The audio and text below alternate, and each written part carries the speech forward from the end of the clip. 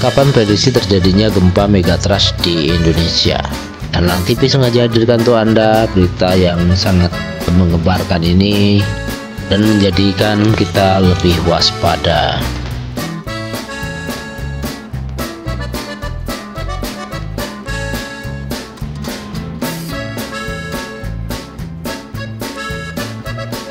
BMKG mengeluarkan peringatan soal potensi gempa di 2 zona megatrust yang dapat memicu tsunami.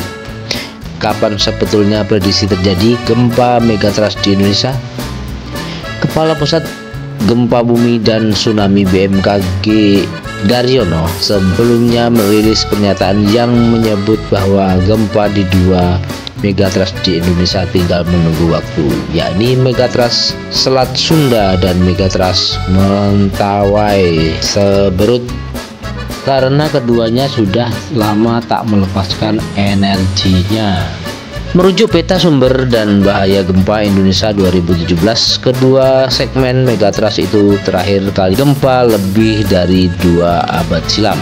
Megatrust Selat Sunda yang punya panjang 280 km, lebar 200 km dan penggeseran slip rate 4 cm per tahun, tercatat pernah pecah pada 1699 dan 1780 dengan magnitudo 8,5. Megatrust Mentawai Seberut dengan panjang 200 km dan lebar 200 km serta slip rate 4 cm per tahun pernah gempa pada tahun 1797 dengan 8,7 skala Richter dan pada tahun 1833 dengan M8,9.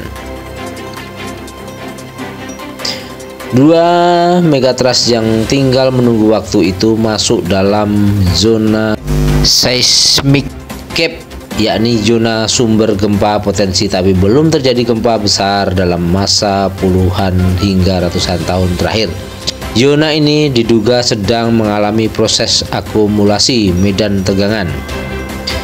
Megatrust merupakan pertemuan antar lempeng tektonik bumi di zona subduksi, yakni titik di mana satu lempeng meluncur ke bawah lempeng lain yang biasanya ada di lautan. Bahaya utama dari megatrust adalah gempa besar dan tsunami raksasa. Meski demikian, para pakar dari luar maupun dalam negeri mengatakan bahwa gempa yang bersumber dari megatrust sampai saat ini belum bisa diprediksi.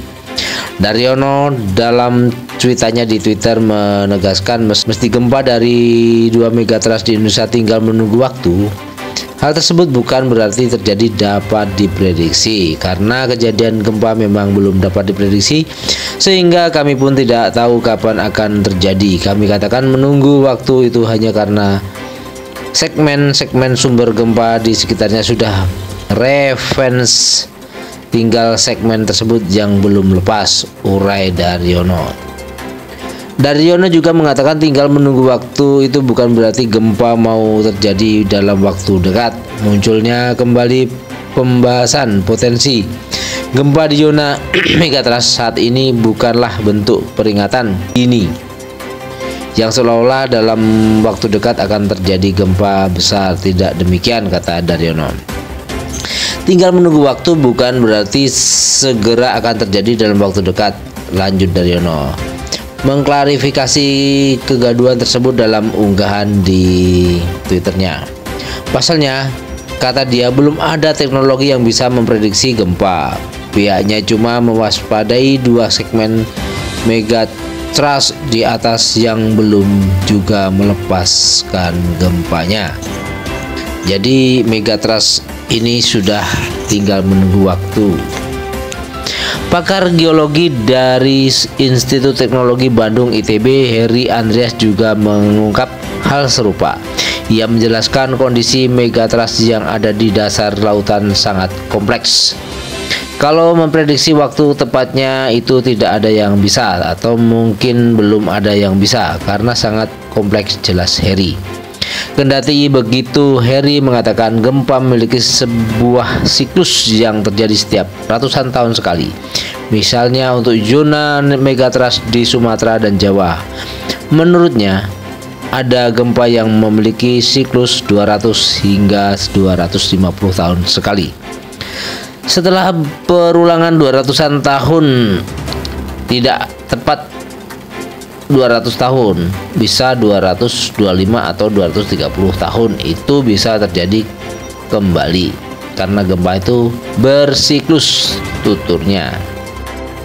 Inilah informasi yang bisa Nanang TV bagikan, semoga bisa menjadi bahan untuk kewaspadaan kita, menjaga kita dari hal-hal yang tidak kita inginkan, kita lebih berhati-hati.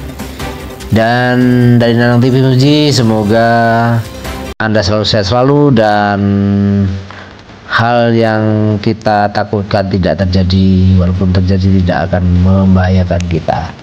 Oke, terima kasih. Jumpa lagi di lain waktu dan kesempatan. Dadah.